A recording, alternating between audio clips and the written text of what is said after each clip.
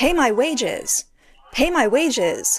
Workers at Shengdi Optoelectronics in Wuzhen, Tongxiang City, Zhejiang Province are shouting in unison, demanding the company pay their overdue wages. The workers went on strike starting April 28th due to the company's long-standing failure to pay wages. The next day, they gathered in front of the Wuzhen Town government to protest, continuing to pressure for the wages they've been owed since January. However, the police arrested several protesters on the spot. They stopped us all here and didn't let us eat. Hey, another one. Look, the one over there was arrested again. The police arrested him directly. A worker at Shengdi Optoelectronics connected with foreign media via phone. They said, over 1,000 of us went to the government to protest. We haven't received wages for half a year, and the boss owes too much money. This factory should have shut down a long time ago. The protest continued on April 29th, but the workers still hadn't received any clear responses. One worker angrily said, the city and town governments haven't taken action, and they even blocked us and arrested over 10 people. We haven't committed any crimes. It's only right to demand our hard-earned money back. According to their description, there were not many police present at the protest site, only auxiliary police and traffic police maintaining order, with some personnel possibly hired temporarily. Public records show that Shengdi Optoelectronics Technology Company Limited was established in 2000, located in the Minghe Economic Part in Wuzhen, Zhejiang Province. The company's legal representative is Jinxiang, and it operates in the production and sale of lighting appliances, light source components, and decorative lighting. According to data from Chi-Cha-Cha, the company is currently listed as a defendant, with an unpaid court judgment amounting to 16.9 million yuan. As of now, neither Shengdi nor the Wuzhen Town government has issued further statements on the matter. On the first day of the strike, a factory official stated that the company was unable to pay wages due to a supplier lawsuit, which led to the freezing of its accounts. However, workers did not accept this explanation and only wanted to know when they would receive their wages. Recently, with the escalation of the U.S.-China trade war, the impact of tariffs, and the ongoing economic downturn, issues with wage arrears and strikes have sprung up across the country. In addition to Shengdi and Zhejiang, workers at the Suining Shangda Electronics factory in Sichuan also went on strike to demand their wages. On strike, on strike. Suining Shangda Electronics is on strike, see? All the workers are not getting paid. On April 27th, workers at the Shangda Electronics factory collectively went on strike, protesting the company's long-term failure to pay wages and Social Security. The workers revealed that the company had not paid wages this year, and Social Security payments haven't been made since June 2023. As of that night, employees still hadn't received their wages. Public records show that Shangda Electronics was established in 2004 and claims to be a leading company in China's FPC, flexible printed circuit industry. It has production bases in Shenzhen, Guangdong, Huangshi, Hubei, and Suining, Sichuan Province. The company's legal representative is Li Xiaohua. Notably, workers at Shangda Electronics production base in Hubei also went on strike for unpaid wages and Social Security on September 26, 2024. Last May, a Sichuan-based media outlet revealed that Shangda's factory in Sichuan had never kept its promise of paying wages on time. In Chongqing, which is close to Sichuan, there were also reports of unpaid wages from the construction site of the 2077 Cyber City project.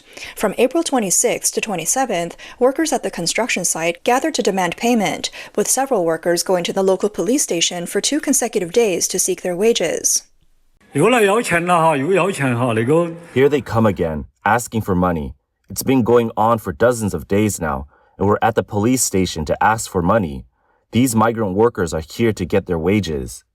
Give us money, give us money. They're all here to demand their wages. These migrant workers asking for money are more infuriating than working for money. On April 28th, over 10 migrant workers gathered at a project site in Shien to demand their unpaid wages. The workers reported that they haven't been paid since February. This is a worker. This is from the production contract team. This is also a worker. This is the boss. This is also a big boss. Look at what is happening in China. One of the workers gathered in front of the project's entrance, some holding banners, and their emotions were high. Many passers-by stopped to watch, and the scene became chaotic. The project management did not provide any official response and kept silence when questioned by reporters and citizens. One worker, visibly agitated, said, "We've been working since the 10th of the Lunar New Year, and it's been delayed until now with no settlement. We can't even get our living expenses." They had tried multiple times to communicate with the project department, but received no clear answers.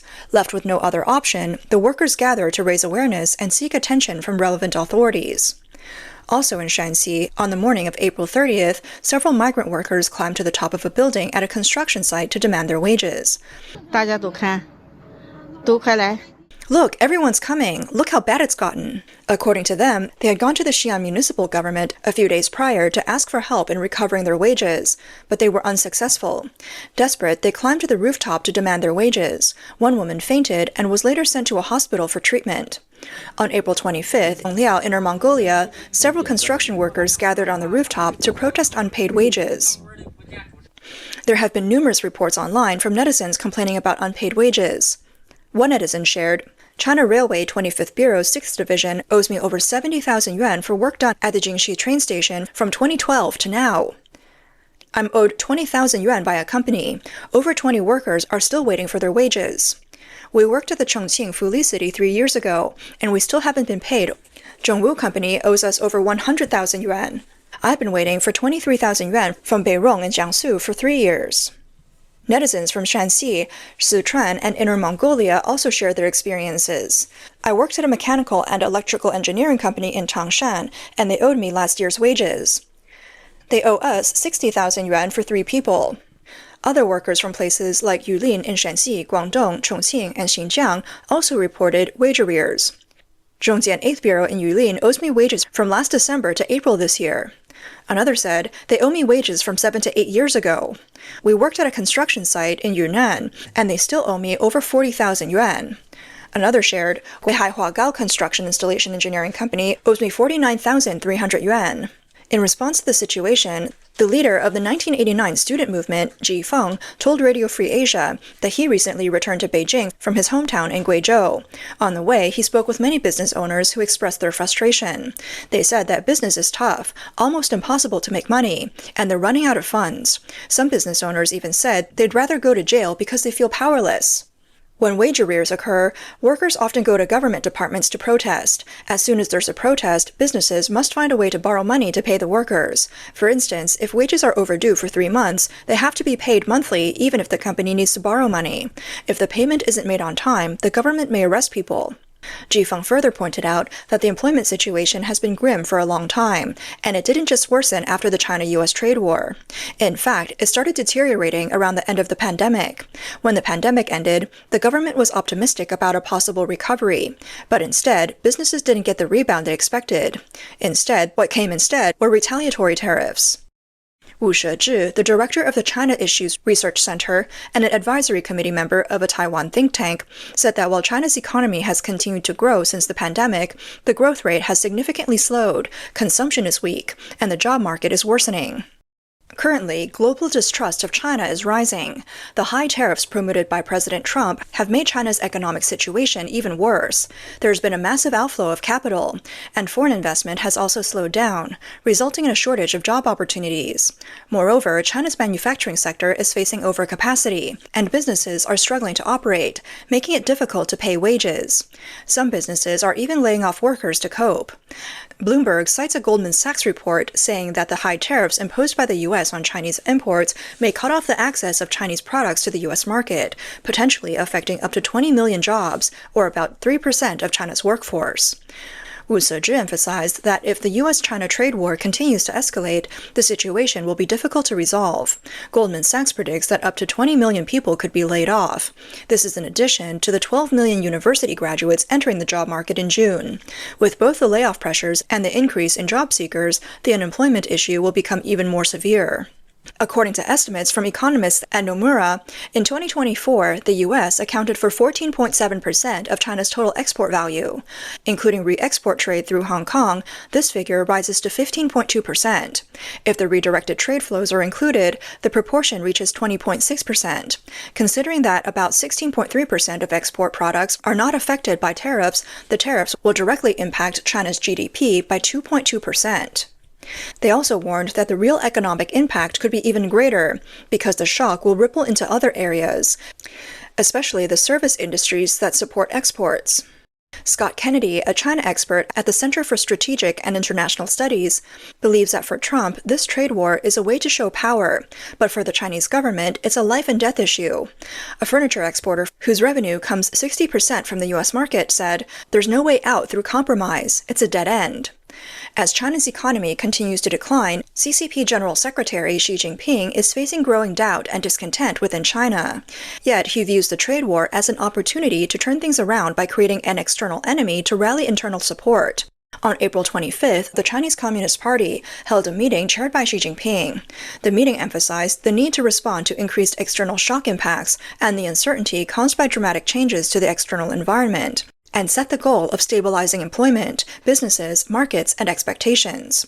This reflects China's vulnerabilities in the global supply chain, as well as multiple challenges in foreign trade, employment, and real estate. Professor Sun Guoxiang from Nanhua University in Taiwan pointed out that the Chinese Communist Party's Politburo meeting repeatedly emphasized two main lines: stability and struggle. The first focuses on stabilizing the internal economy and social order, while the second continues the narrative of great power competition in foreign affairs. However, there's a significant gap between the actual outcomes of these two lines and their policy goals, even showing signs of contradiction. On the socioeconomic security front, the Chinese Communist Party is trying to achieve short-term stability by strengthening ideological control and guiding public opinion. However, Sun Guoxiang said that deep-seated socioeconomic contradictions remain unresolved, and the high-intensity control is bringing side effects. Currently, China's internal economic pressures are significant: weak consumption, high youth unemployment, escalating local debt risks, and other problems remain unresolved. The CCP is addressing the current crisis with heavy stability maintenance measures, while workers are protesting for their wages. Bloomberg reported that through interviews with dozens of people from China's business and government circles, it's evident that nationalism is rising in China. A 145% tariff level could completely sever trade between China and the U.S. Public sentiment is a key factor in the CCP's resistance to the U.S., but for Xi Jinping, the stakes are particularly high. Trump has repeatedly urged Xi to call and reach an agreement, betting that high tariffs would force Xi to compromise. However, Xi Jinping cannot show weakness. He needs to show CCP officials his strong stance. On April 28th, CCP Foreign Ministry spokesperson Hua Chunying once again denied claims, stating that leaders of the two countries have not spoken recently. She continued to emphasize that there have been no discussions or negotiations on tariffs between the two sides. However, South Korea's Chosun Ilbo reported that around 7 a.m. on April 24th, a senior official from China's Ministry of Finance entered the U.S. Treasury building, accompanied by 10 staff members. Chinese personnel attempted to prevent journalists from taking photos. Why does the CCP deny U.S.-China tariff negotiations? U.S. Treasury Secretary Scott Bessent explained that the CCP was appealing to a different audience. No matter how the CCP pretends, even if they don't admit to speaking with Trump, this toughness does nothing for China's economy. The living standards of ordinary Chinese people will only continue to deteriorate, and more protests will emerge. In fact, long before President Trump initiated the tariff war in April, China had already seen numerous strikes and protests over unpaid wages. For example, Shandong Taishan Steel Group Limited had overdue commercial bills amounting to 1.17 billion yuan, making it the first steel company to collapse in 2025. On February 17th, hundreds of investors gathered outside the company's office and factory, demanding the company pay off its financial funds and settle payments for goods. Videos circulating online showed numerous protesters gathered in front of Taishan Steel, confronting the police and security guards while chanting, "Pay us back, pay us back." Protesters even blocked the road outside the factory. Several related videos on mainland social media were quickly deleted. Also on February 17th, a fire broke out at the Chongqing Industrial Park, burning for a full 7 hours. According to sources, the arsonist was a worker protesting unpaid wages. Mr. Deng, who witnessed the fire, said, "Just thinking about it is frightening. There's only one street separating us from the scene." He works at a nearby machinery factory, and the company's dormitory is just a street away from the burning factory. He said the area on fire was quite large, the warehouse was basically burned down, and it was filled with flammable materials like plastic. On February 16th, in Shanxi's Zhejiang City, several sanitation workers went to the government to demand justice for their unpaid wages. On February 18th, a family member of one of the workers said, "My parents have worked as village sanitation workers for 600 yuan a month, but they haven't been paid for 20 months. They only received part of their wages for 2023, and the rest haven't been paid for over 3 years." The sanitation company responded, saying, "The government's payment has been slow, and the company is under financial pressure." This shows that wage arrears, layoffs, and company closures have become a normal part of Chinese society, with many people losing their jobs. The entire society is becoming increasingly disordered, and the CCP's regime is facing significant pressure. With the ongoing U.S. tariff war, China's economy could collapse completely, and the wave of protests will continue relentlessly. Each wave of protests could be even bigger than the last, and China's society will inevitably implode and collapse.